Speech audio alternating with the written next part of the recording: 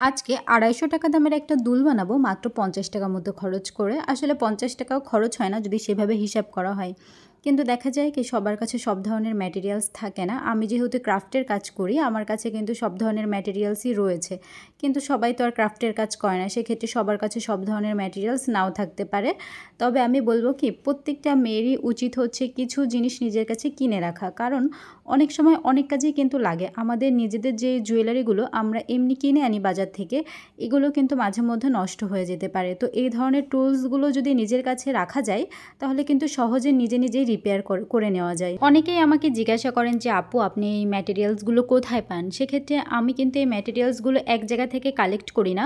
আমি হয়তো Facebook page থেকে বিভিন্ন জিনিস অর্ডার করে থাকি, দারাজ থেকে অর্ডার করে থাকি, আবার আমাদের যে মার্কেট রয়েছে এখানে সে মার্কেট থেকেও কিনে আনি। তো এক একটা জিনিস কিন্তু এক এক জায়গা থেকে কিনে আনা। সেক্ষেত্রে অবশ্যই কিন্তু হচ্ছে আপনার নিজের মার্কেটে আগে খোঁজ নেবেন ওই সব জায়গায় পাওয়া যায় কিনা। এরপর যদি না পান তাহলে ফেসবুক পেজে খোঁজ নেবেন। এরপর ফেসবুক পেজে না পাওয়া গেলে দারাজে যেয়ে দেখবেন।